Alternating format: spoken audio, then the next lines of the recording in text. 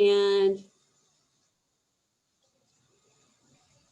hi, everyone. Welcome to Colorado Career Connectors. I'm Shelley Johnson. We have a very special panel for you today and want to talk about the post-pandemic job market.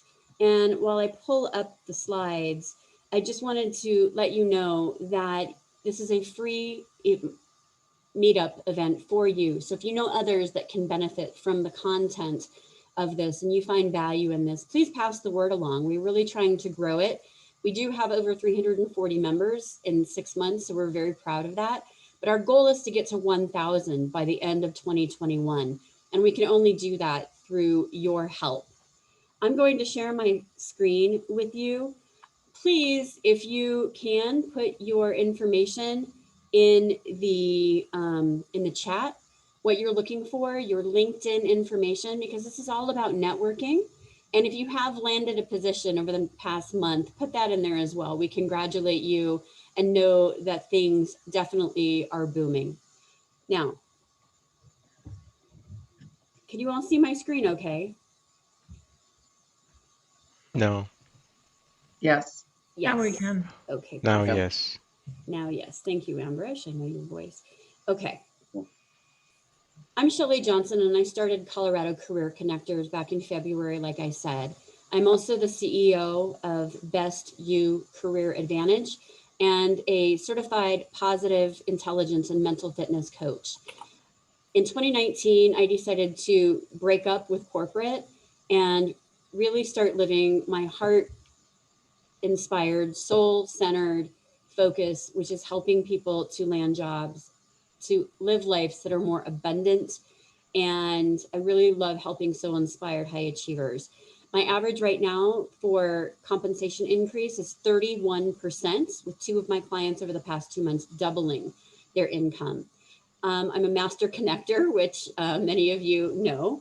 And I just wanted to let you know that I have a freebie and a giveaway on my website, which is bestyoucareeradvantage.com.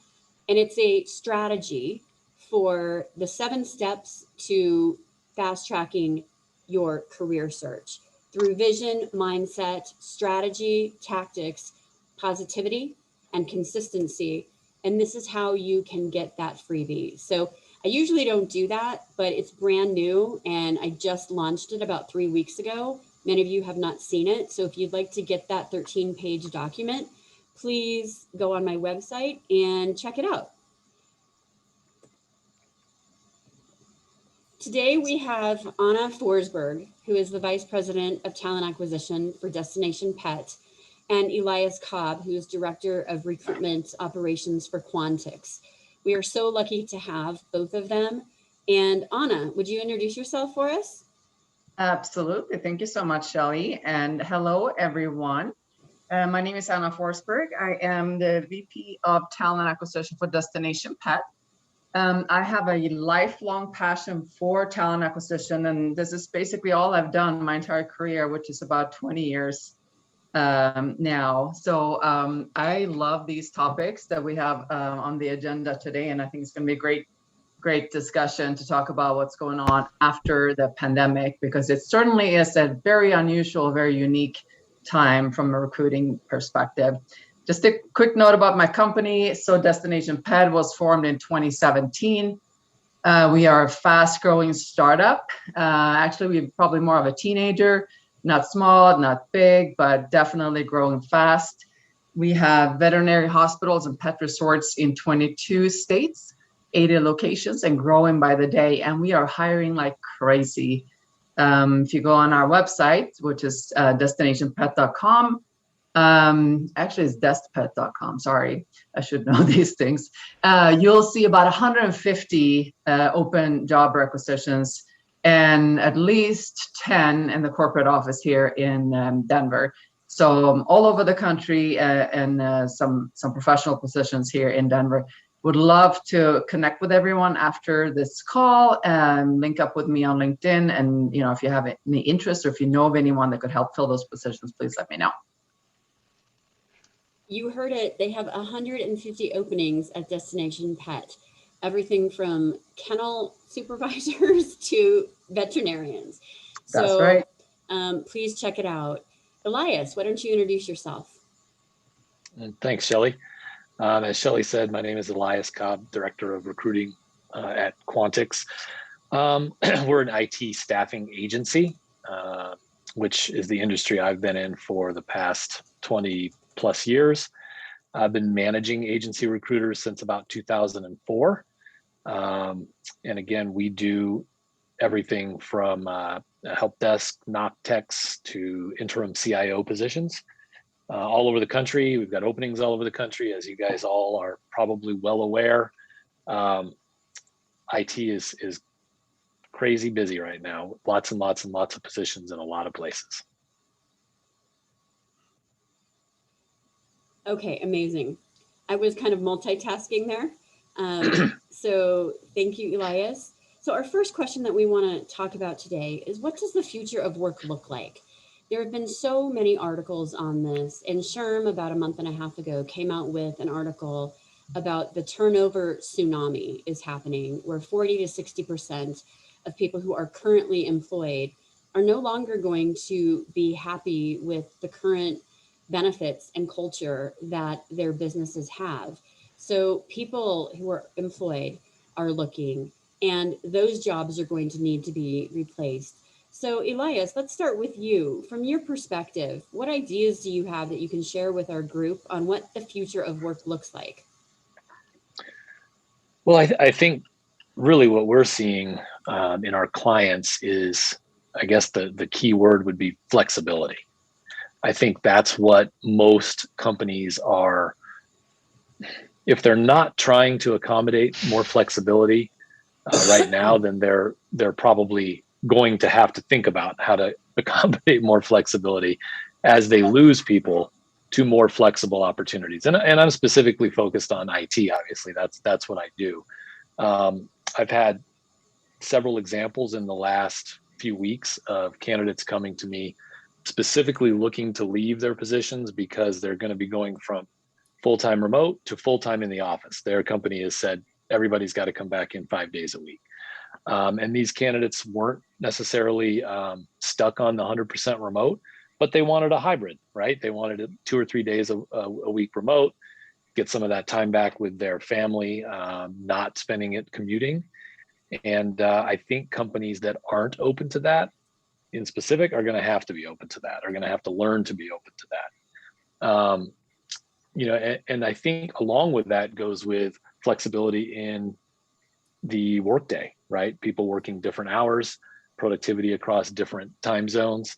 I think we're going to have to look at flexibility in terms of compensation, right? We've got, you mentioned at the beginning, Shelley, people getting large increases in compensation. I'm seeing the same thing in IT, especially in the engineer tier of positions. People are getting very large increases in compensation. Not all companies, I understand not all companies can move their entire salary structure, right, up to accommodate that sort of thing. So I think companies need to start thinking about how can they be flexible with overall compensation and benefits packages for people that might be an attractive way of keeping some of those candidates, or people that are up for, these are people making, I don't know, 110, 120,000, getting $30,000 to $50,000 raises. How do you keep those types of people? How do you make them stay? How do you attract new people who have similar skill profiles, but are seeing jobs at that same level? So I really think the biggest future of work, now this isn't the future of hiring necessarily, but the future of actual work, especially in IT, to me, that keyword is flexibility. Thank you so much, Elias. Anna, what are you seeing from your perspective? Yeah, I can piggyback a little bit about on that. And also going back to what you said when you introduced yourself, you said you broke up with corporate. I think a lot of people are going through those things right now after going through a pandemic and having to kind of evaluate life and family and how do I spend my hours every day? Do I really want to go back into that rat race again? Life is short, maybe some people had health challenges over the past year and even worse. things may have happened. So I think people are reevaluating what's going on, and work as we knew it before the pandemic is gone. It's forever changed. I completely agree with the flexibility and the hybrid model at a very minimum. I mean, we see Deloitte and other companies saying, we don't even care about hours and where you work anymore. You can work from wherever and whatever hours you want. That we gotta look at these things to make people wanting to be part of our companies. And the talent attraction piece, the culture piece, all of those things are going to be way more important, I think, than the traditional incentives like pay and PTO. Like, I think people that are very creative are looking at alternative perks benefit. Perks that you can kind of like bargain as you come on board. Maybe we have flexibility in the menu of, like, you know, unlimited PTO. Is that important to you? Maybe we'll look for that. Look for an opportunity for you to have that, or maybe some people want to work part-time. So yeah, work as we knew it before is forever gone. We're in a completely new world, and I frankly think it's exciting to switch it up a little bit. Perfect. I've read Harvard Business Review on the doing hybrid right. So I recommend this to everyone. This is our little businessman in his boxers doing remote work. This is an excellent publication. The Business Journal also had the Denver Business Journal, and I'm not sure about other business journals for where we have people from Washington, D.C. and California, Texas, Virginia, etc. The future after work, after the pandemic. So if you have not had a chance to read the Business Journal, there's several HR leaders from Gold or Newmont and from Western Union, Summit Materials, VF Corporation, and Deloitte Consulting that also provide their ideas here. And some of it, what this article talks about, is that it's going to be much more digital and digitized, and that we as job seekers and as people who want to look to be promoted must understand the technology and the applicant tracking systems that are out there. There's less human touch, which we're going to talk about in a little bit, about manners and what you might be seeing from recruiters. You have to be able to leverage that technology. But I think also companies need to be much more candidate focused. From an IT perspective, a data analytics perspective, AI or artificial intelligence or machine learning, those folks are taken in 3 days. And congratulations to Michelle, who landed a position at AutoPay. That is amazing.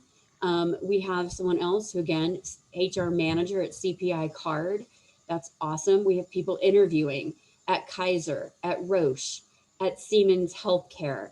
And we would love for you to put your questions in the chat, because we're going to be monitoring that. And what are you seeing in the future of work? Now, our second question that we're going to jump to is, how are companies changing their cultures to prepare for the future of work? And Anna, I'll start off with you. Culture, that's the hottest topic in HR and in talent nowadays, because that is also the way we can attract. Everyone is competing for that limited talent pool out there. So what do you do to stand out? Well, having an amazing culture is a big part of that. So you're going to see, and you're already seeing, that the companies put out a lot of information around that to kind of showcase this is how it is to work for us. This is how we create a special place. And if you go back to this, like, you know, maybe, I don't know, 15 years ago, Google was one of the first ones to really focus on culture, right? You saw those pictures with beanbags and ping pong tables, and we're like, whoa, they call that work? I want to work there. Well, since then, everyone else is kind of caught up on that. At Destination Pet, we work very intensely on developing a strong corporate culture identity, and that is consistent throughout the entire company. And we're doing that for two reasons. The number one reason is for us to really wanting to take care of our employees and put our employees first, even before business. And we believe if we do that, then the employees will take care of business and us. So I know I'm kind of going on a little tangent here, but I want to do a little plug for our culture. We refer to it as our pack. We look at, since we're in the pet industry, we look at our culture as similar to a pack of wolves or a pack of dogs, where everyone has a unique role, but at the same time, everyone kind of work together and they protect each other. They work in harmony. They're side by side. And if there's ever a problem in our pack, our culture, everyone gets that attention and figures out how to make that better. Also, if someone joins our pack, a new employee perhaps, everyone gets super excited to greet that person, just like you see in a pack of dogs. So that's kind of how we like to do that. So the one part of that is to have that great environment for the employees. The other part of it is, of course, talent attraction. This is a big part of our talent brand, to use culture to drive talent to come and wanting to be with us, because traditional recruiting is about chasing and having people come and apply. That's only going to take you so far in this post-pandemic market is so hot. So we have to have that attraction piece as well. So that's a little bit what we do at Destination Pet around culture work. But yeah, culture is the hottest topic, I think, right now. Perfect. Elias, what are you seeing from clients? Well, I mean, honestly, we're seeing, from the clients we work with, I don't know. I haven't seen a whole lot of difference. I'm seeing clients still, putting together their what their culture is, what they offer, why people would want to work there, which is similar to what we were seeing pre-pandemic, right? I'm seeing them change it a little bit, right? Being a little more concerned with diversity and inclusivity, being a little more concerned with maybe the menu of perks, like Anna was mentioning. So they're trying to maybe offer a little bit more. If they can't compete with the salaries that are out there, they're changing their work model to the hybrid piece. But in terms of like the hiring process, I haven't seen too many companies really change what they're doing, despite the speed with which people fly off the market. I've still got clients who have, a 4+ interview step process that takes 4 weeks, and they won't change their process. So that is going to end up with getting somebody who, really wants to work there. But sometimes they're going to miss out on a lot of different people that they might have gotten if things had moved a little quicker. I'm seeing that a lot, and to kind of touch a little bit back on that future of work piece, in terms of the future of hiring, the AI, the ML with the ATS. We've been seeing this for years, right? The death of the recruiter, and it's all going to be automated, and everything's going to be the AI, finding candidates. I think that's still out there as an idea, but it's just not a feasible, workable approach. And I think some companies are starting to realize they need to get the human touch back. And I think that's some of what we're seeing in a couple different companies, where they're like, okay, we can't just auto screen the ATS and every applicant, with our AI. We have to actually have people reaching out to these candidates and focus on the candidate experience. But it's not a wholesale revolution just yet. I'm not seeing it across a swath of my candidates or clients, and every client is, sped up their process and really focused on high touch. I'm still kind of seeing a lot of the same things that I've seen for many, many years. So companies are struggling because the economy and the pandemic have made it where pay has increased so much. Yet large companies that are Fortune 500, they don't move the ship or boil the ocean, as we used to talk in corporate, that quickly. So the market recruitment isn't changing as fast as the market. So you still have to use that flexibility and know how to leverage that ATS through digitization. We're seeing a lot with inclusivity now as well. And this is something that Anna and I are very passionate about, where I will be bringing a whole month, probably in September, on just diversity, talking about race in the workplace. and unconscious bias and things like that. These are very hot topics. So making sure that you know how to answer a question in an interview of what have you done to increase equity, diversity, inclusion, and belonging is a really good point that I want to make sure that you all write down today. Is companies are asking that question. They're also focused on mental health and mental fitness. And what I mean by that is, how are you responding to the challenges that you're facing? And are you doing that in a resilient and flexible way? I work with a lot of my clients on what I call positive intelligence and mental fitness that really aligns with the mental health piece, to making sure that you're not taking that baggage from one employer to another. Companies need to do that too. They need to be able to improve the mental health of their leaders and just be very classy and very compassionate with leaders, because their expectations on going back to the office when maybe they don't want to, and them having to bring in, so there's a lot of stress out there. So as a job seeker or someone looking for promotion, make sure that you're being very empathetic and sympathetic to the leaders, because they're having a hard time as well. Okay, let's go on to the next question. What are the hot skills sets to prepare for? And I just want to take one of these. I'm actually going to start this off. Having a growth mindset is something that they talk about in this future of work. And George, thank you for putting this link out on the chat. We will also include that in the email we send out to everyone. So the heads of HR for Denver companies are talking to us about a growth mindset, to be resilient and adaptable. And something that may have worked 2 months ago may not be working today.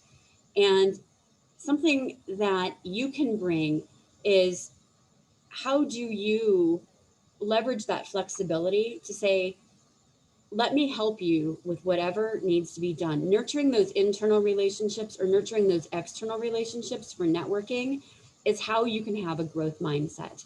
So that's one I really wanted to focus on. Anna, I'll launch it over to you for number 3.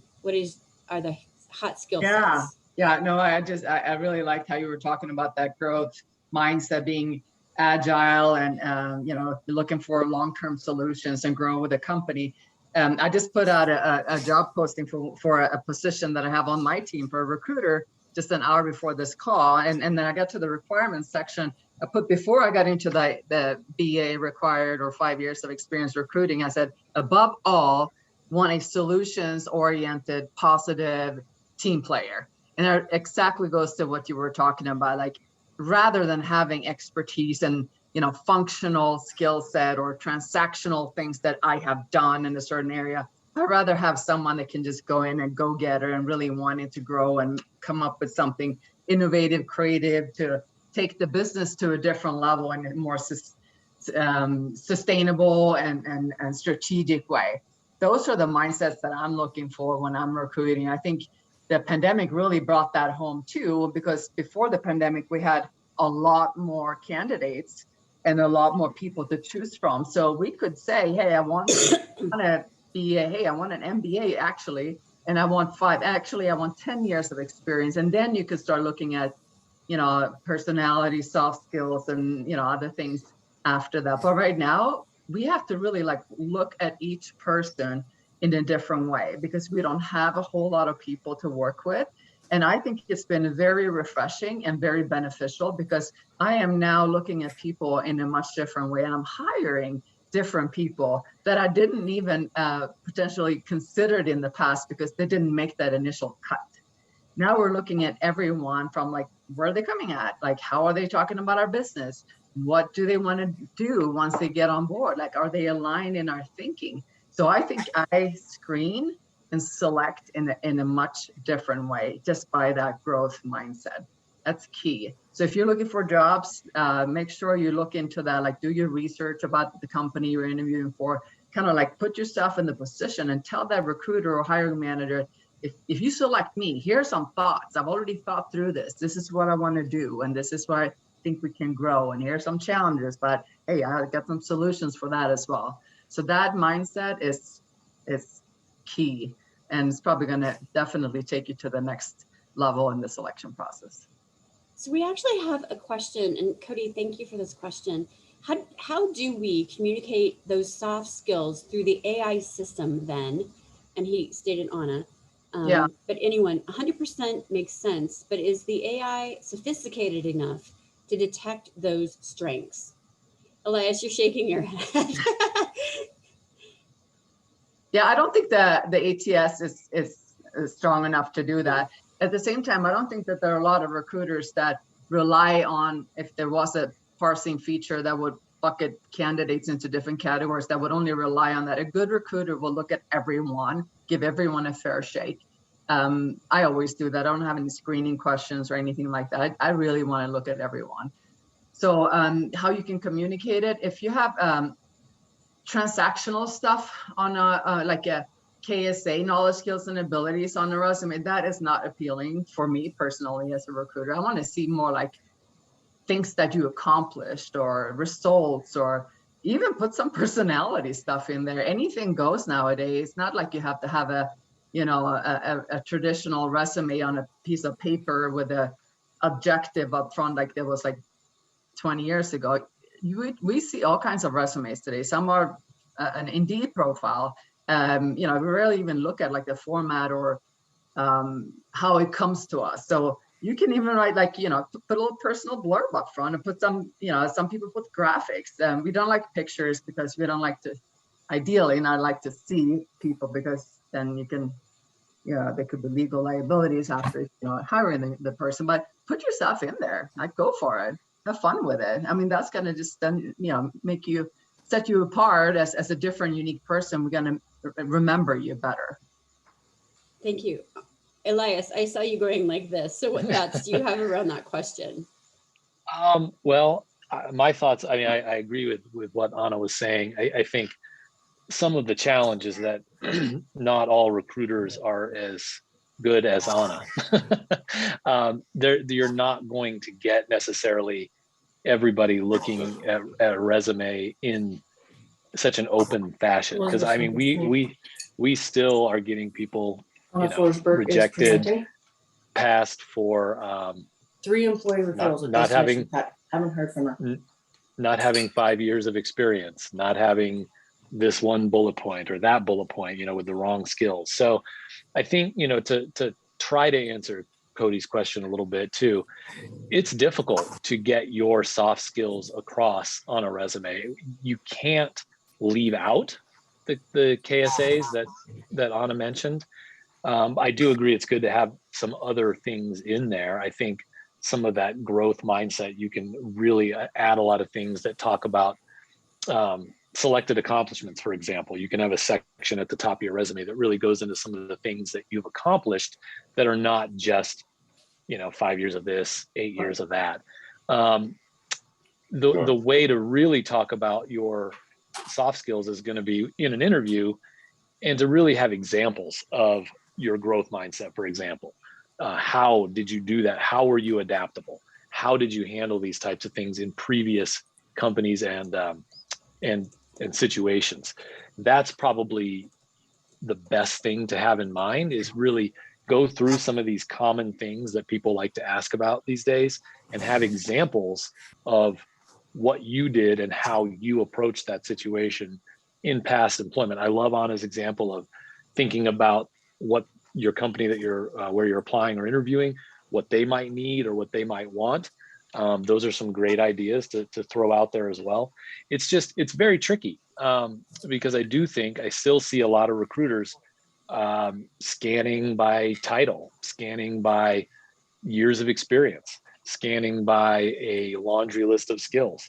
Even with the market the way it is, even with everything going on, we still see this. I mean, and we've got, dozens and dozens and dozens of clients. So I'm not talking about any one particular hiring process. This is across many, many clients.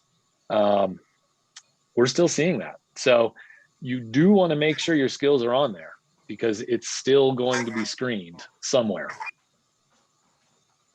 We could do a whole hour just on keywords, on resumes, on what to put on LinkedIn.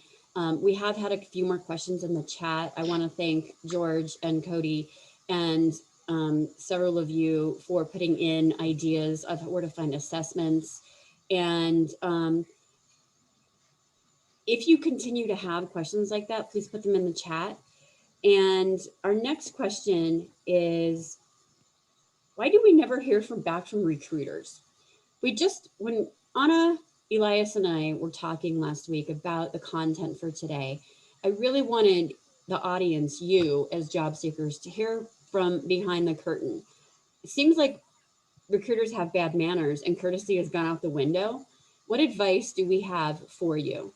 And so I really wanted to hear from both Anna and Elias, and then I'll throw some of my ideas in there as well. But before I do, I just want to let you know that recommendations, and thank you, George, for putting this in the chat. Having recommendations that talk to your soft skills and technical skills absolutely helps. The way that my clients come to me is I have over 57 recommendations on LinkedIn, and those absolutely help from a case study or testimonial perspective. And you can absolutely bet that people are going to be reading your LinkedIn page before they interview you. So I just wanted to put that in. Okay, Elias, your turn to tell us why the black hole exists. While we get ghosted, we never hear back from people. What's going on? Well, I'm not going to make excuses for recruiters, certainly not, on the agency side. You should hear back from recruiters.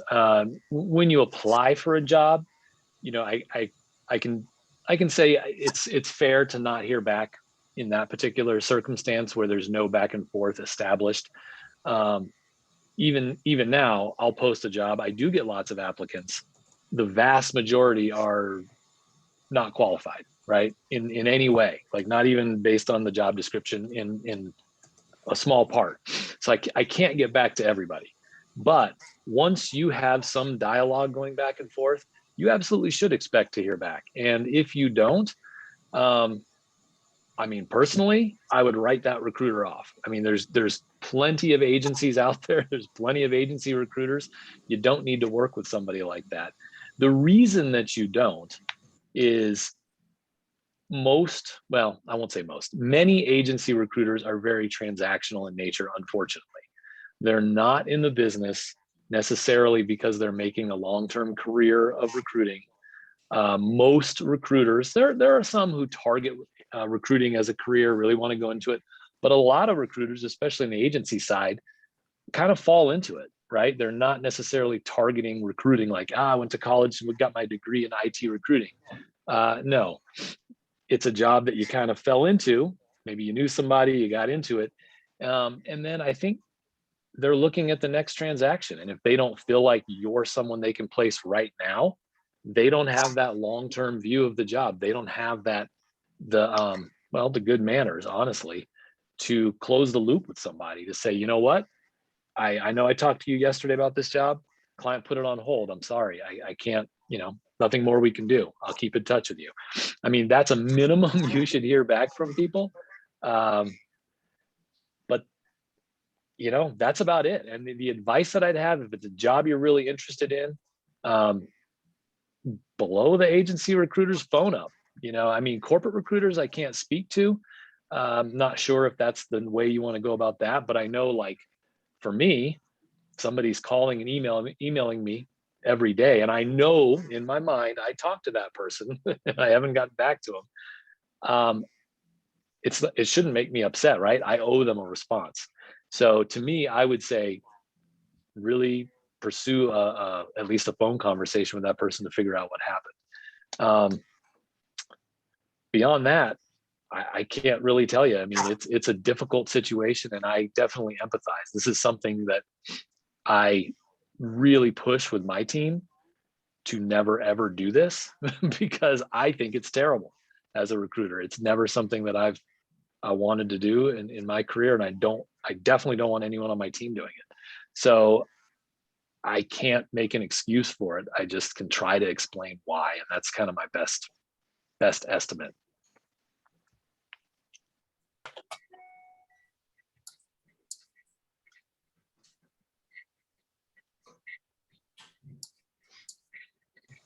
Anna, what are your thoughts on yeah. this? I can chime in from the corporate recruiter side. So I agree with everything you said. It's horrible, but it is part of reality. It gives us a bad brand. It's poor manners. I mean, it's nothing that you can say is good about it. We need to do better. And I think it's also been an ongoing challenge for recruiters in general for years. From our side, it's all about time. We have 150 open requisitions right now, and we have currently 3 recruiters. So you can kind of do the math there. And if each rec would have 2 candidates, which they have way more, you can just see like how quickly our weekly calendar would fill up with calling candidates back. So for us, it's pure time. We are also, I can say, very opportunistic as recruiters. Our mindset is to chase the target, chase that candidate. We are obsessed about finding people and hiring people and nailing them down and closing the deal. So that's where our focus is. As soon as we have a finalist, we pursue them, and the backup candidates will then be set aside, and they won't be communicated with right away. And this is kind of like an behind the curtains thing for you. If your recruiter kind of gets a little bit cold or a little non-responsive all of a sudden, that probably means that you've been put to the side on the back burner while the finalist is being pursued. If the finalist is not signed on, then the recruiter will go back to the people that they have not communicated well with, but they're keeping them warm just in case they have to go back. So I think that's what it works, how it works for us. And again, sorry, I apologize on behalf of all recruiters. Bad behavior, but it's part of, unfortunately, how we have to approach work because of volume. Yeah, and to chime in, on the agency side, many companies have a lot of metrics in place for initial calls for people that are being reached out to. And recruiters, especially more junior ones, which is where you're really going to run into this issue, is, they're just trying to hit these call numbers, right? I have to call X number of candidates or else, my boss is breathing down my neck. If they've already talked to you, right, and you're not a tip-top candidate in their mind for whatever reason, you're not a new call. You're not counting on their call log for a new candidate call, right? You're not going to meet that. You met the metric last week when they talked to you, but they've got to come up with 100 new candidates this week, or whatever the metric is. I don't know. I don't set those kind of metrics for my team, so I'm not sure exactly what those look like. But that could be part of it too. I mean, I've heard horror stories about that kind of thing, where people are just blindly dialing just to meet numbers, whether candidates are qualified or not. So there's certainly a piece to that transactional nature that a lot of agencies have, where it's not, like I said, it's not about the long-term view. They're just looking at their little short-term goals. I got to make 100 calls. I got to fill these jobs. And they're not saying, wow, I talked to John last week. Don't have anything for him right now, but man, he's a great candidate. Let me hang on to him and stay in touch with him. A lot of recruiters don't have that viewpoint, or it's hard for them to do it with the metrics that are being pushed down on them from their bosses. Honestly, I mean, it's not an excuse. It's still a bad way of doing things, but I think it's a reason that you might be seeing some of that. On our side, we also have time to fill as our main metric. So the quicker we can fill the position, the better. So again, going back to that opportunistic chasing that finalist becomes the object of the game, and everything else kind of falls to the side. So we're getting some questions as how many applicants are you receiving? Oops, let me go back. Sorry, not that question. That question. How many, what's the volume and how many recs does a typical recruiter have? So when I was running talent acquisition for different companies, for Sonora Quest or Quest Laboratories Arizona, we would get anything for very hard to fill roles, 15 applicants, and that's where you have to really look at passive applicants. For what we call an evergreen requisition, which is an entry level, easy to fill, 500 applicants for one requisition. it could be up to that number. What I will tell you is that companies know they need to change this because this is the number one. In fact, how many of you out there are like, okay, I've heard what you've said, Anna and Elias, but it still is unacceptable? What you need to do is nurture the relationship with the hiring leader, the recruiter, anyone, go around them. Anyone that you know that's second tier, third tier LinkedIn, you have to nurture those relationships. And you have to, for example, I'm doing a new cohort for teachers, and I sent out some sales navigator in mails to university professors. I had to kind of figure out what did I have in common with them. You need to read the whole LinkedIn page, find out what you have in common with them. If they're a foodie, say that you're a foodie. If they love history, talk about being in history, but you have to nurture those relationships, and it's that emotional connection.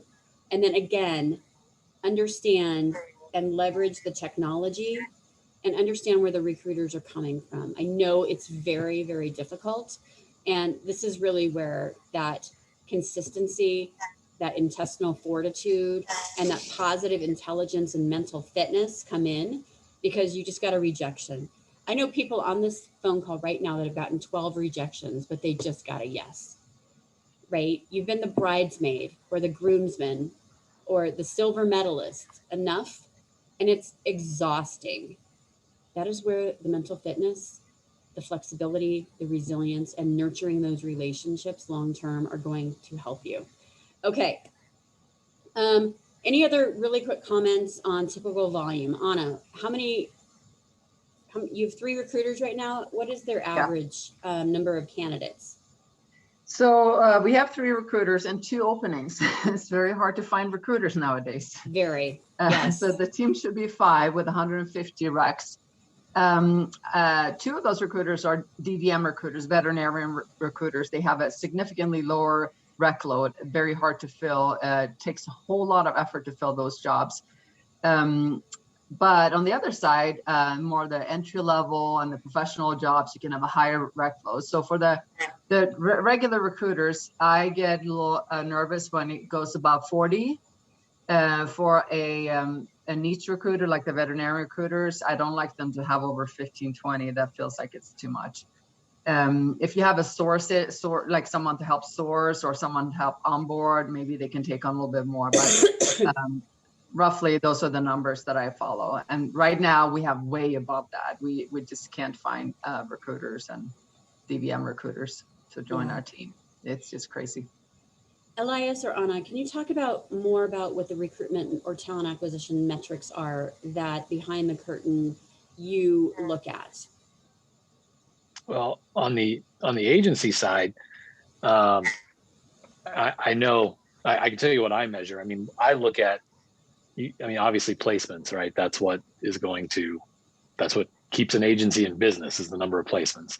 So you look at placements, you look at offers, you look at interviews, you look at submittals, and both submittals, to a salesperson, which then get approved and go to the client, and then submittals to client, and then all the percentages in between, right?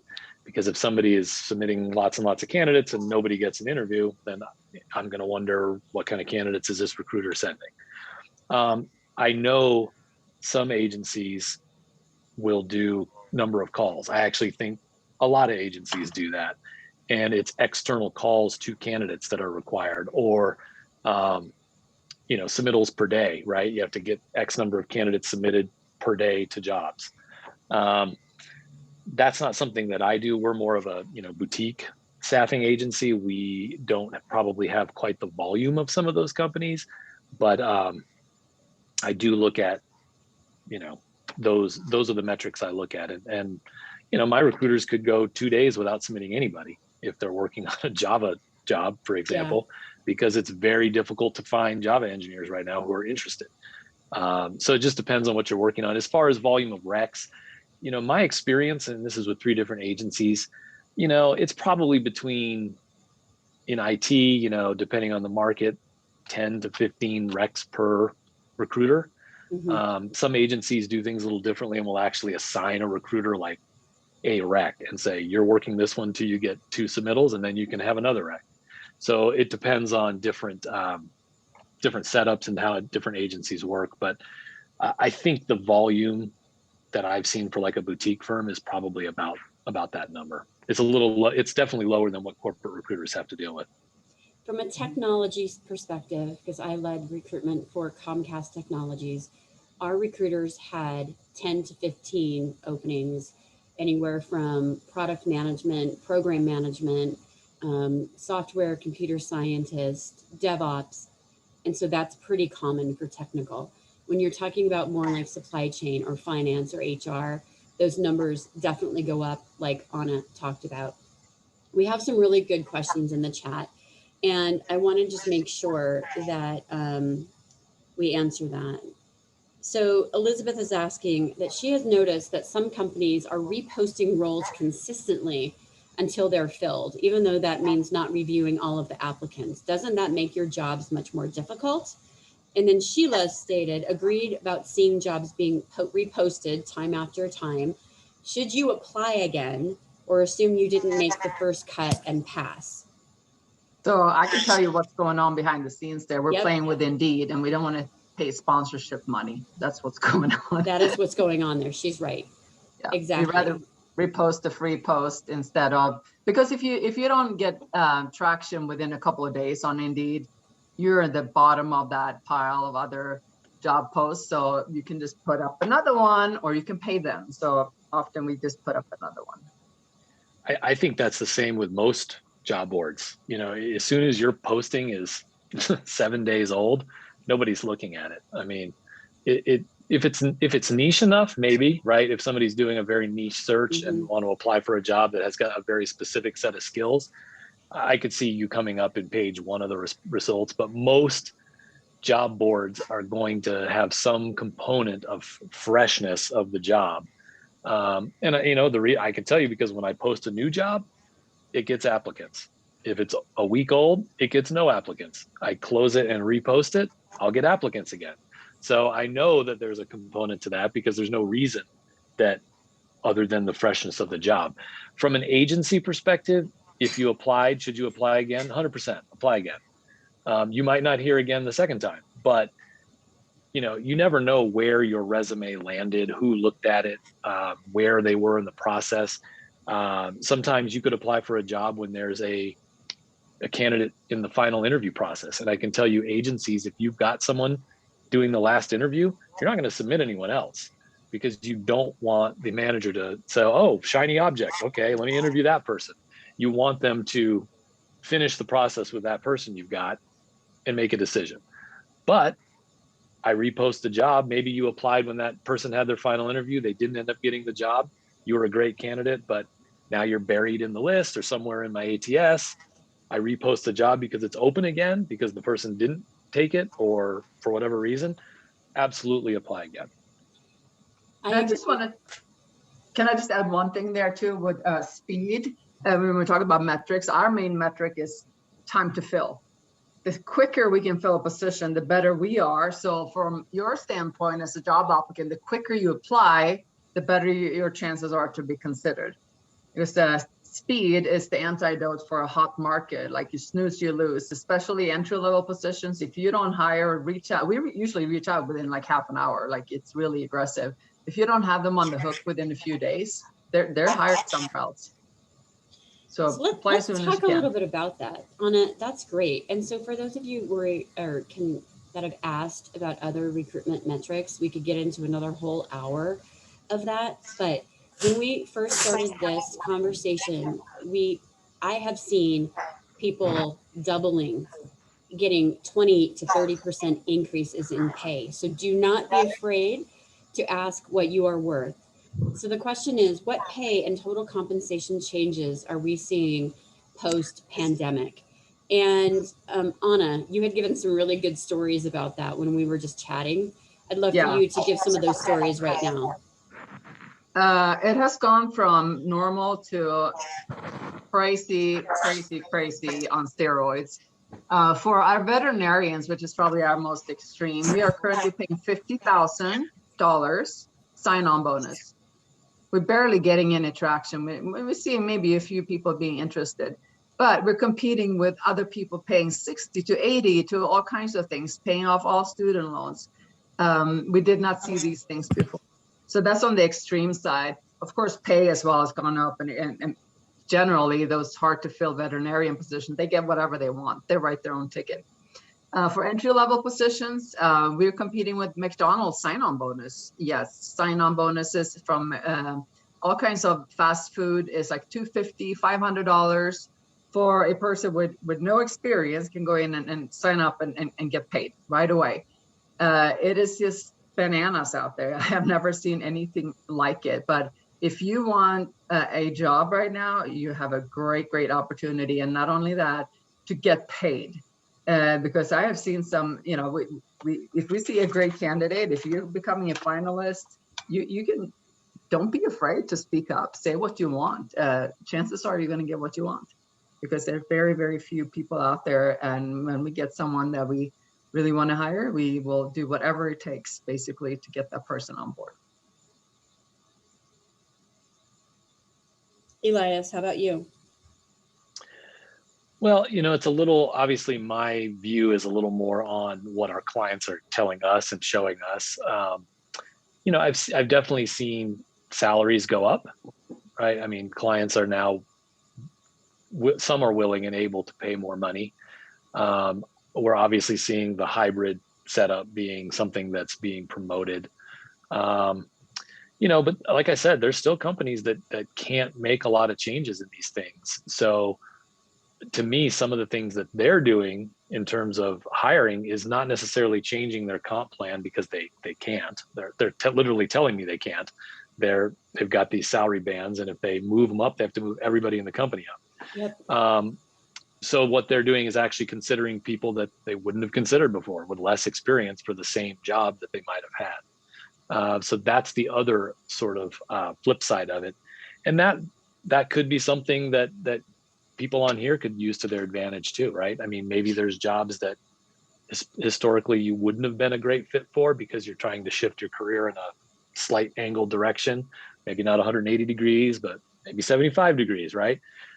If the company's struggling to fill that at the salary level that they can offer, because they've lost everybody who's super experienced in that way, maybe it's a way for you to kind of move into that type of a role. If you want to change directions in your career a little bit. We're hearing all sorts of things from companies about different, this is people telling us what sort of offers they're getting. It's mostly base salary. I mean, the perks are nice, but I'm still hearing lots of people say they don't care much about bonuses. They don't care much about stock options. They don't care much about these other benefits. Obviously, the hybrid model is a little different. The hybrid piece, people do want that. But I'm hearing people say, well, I don't care if there's a 15% bonus attached to this job. I've worked at companies and I never got that bonus. So let's talk bottom line dollars. And it's the salary that they really care about in terms of compensation. I'm seeing that more than anything. Elias, what you said is very important. And I think so many times people are afraid to ask or negotiate compensation. And what you just heard from Anna, Elias, and I is ask for what you're worth. Know the market. You can find out so much information on salary.com, Glassdoor, LinkedIn, etc. And I'm sure that you as job seekers may know even more of what than I just mentioned. We are coming up on the hour. I want to let you know that I am providing more information on mental fitness. And if you want EQ or positive intelligence to ask and negotiate that offer, or do better on sales, or get that job, let me know. I'm having starting next Monday, I'm having 8 people. I have 4 spots left. That's going to focus on just positive intelligence, connection, clarity, and confidence. This is a boot camp for men and women. And I've had over 35 people go through it with immense transformational results. Some of them are on the phone right now with you, and that's why they're comfortable negotiating, they're comfortable networking, and they're comfortable using that voice. Our next meetup is with Megan Jo Specht from Amazon, and there'll be 2 more people announced this week, 1 or 2 more. Again, what's behind the post, behind the curtain? This is a very hot topic right now.